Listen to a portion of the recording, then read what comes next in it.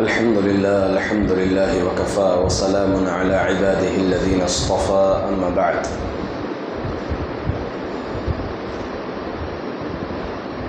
معزز حاضرین، دعا کے آداب، اس سے متعلق ہم آداب جان رہے ہیں۔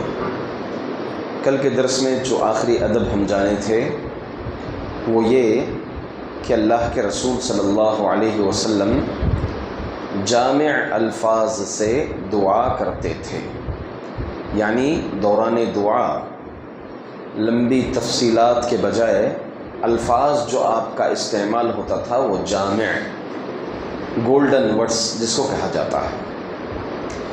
اسی طرح سے ایک اہم ادب جو دوران دعا ایک مومن کو اپنانا ہے وہ یہ ہے کہ دعا کی قبولیت کا وقت، دعا کی قبولیت کے وقت میں دعا کریں، ایک۔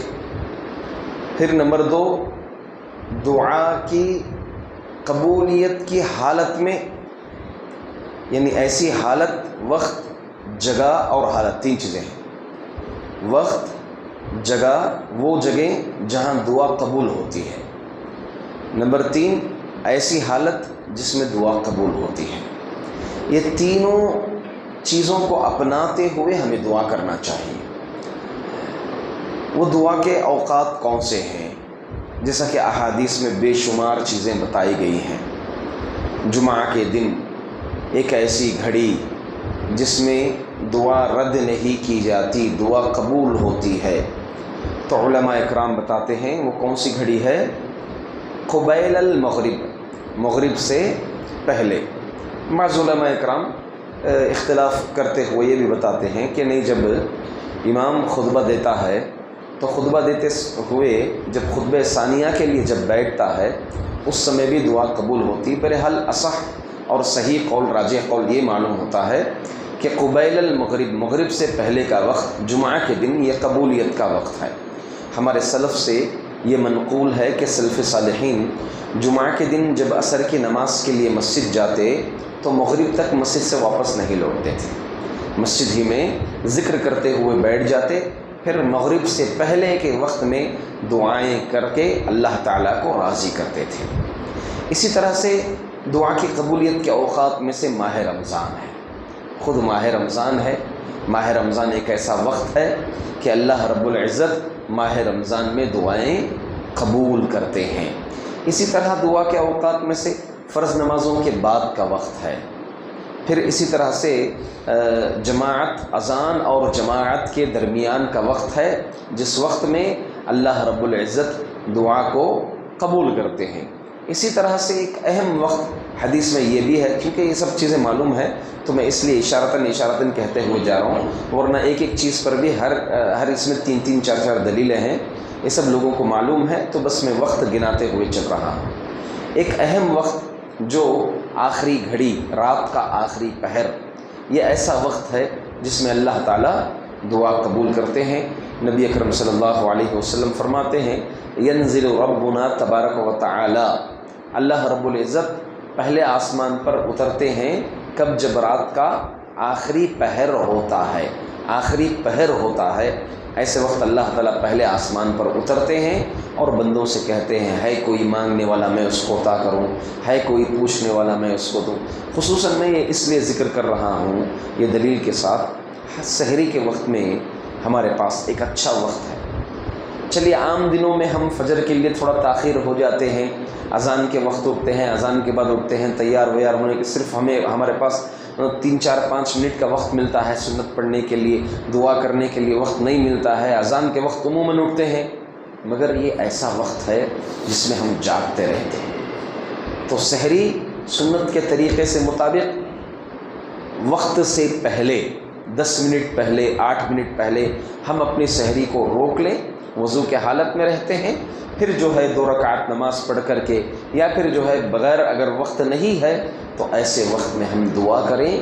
یہ سحری کا وقت جو فجر سے پہلے کا وقت ہے، اللہ تعالیٰ اس وقت میں دعا کو رد نہیں کرتے ہیں۔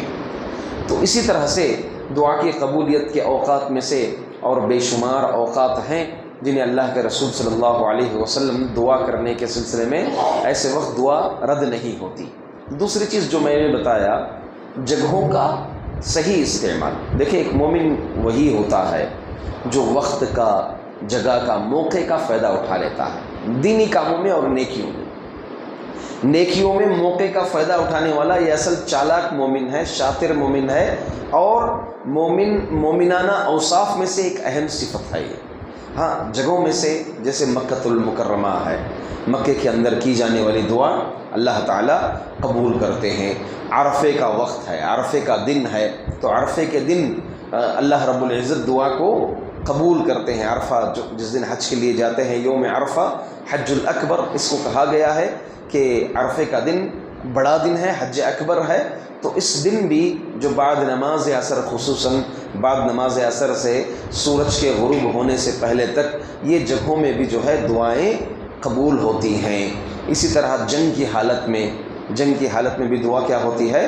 قبول ہوتی ہے۔ میدان جنگ میں دعا قبول ہوتی ہے۔ میدان جنگ بولے تو واقعی جہاد ہو، جو ابھی فرض نہیں ہے۔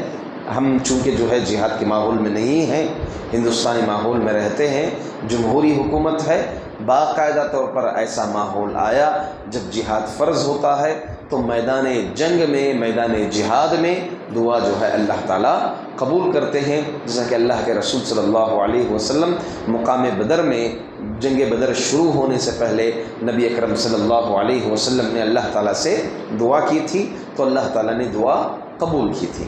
اسی طرح سے ایسی حالت کا بھی صحیح استعمال اٹھانا، جیسے مثال کے طور پر حالت بولے تو کون سی حالت؟ روزے کی حالت ہے، کیونکہ روزے کی حالت میں اگر کوئی دعا کرتے ہیں تو دعا رد نہیں ہوتی۔ سفر کی حالت ہے، مسافر ہیں ہم، سفر میں دعا جو ہے اللہ تعالیٰ رد نہیں کرتے۔ مسافر جب دعا کرتا ہے تو اس کی دعا اللہ تعالیٰ رد نہیں کرتے۔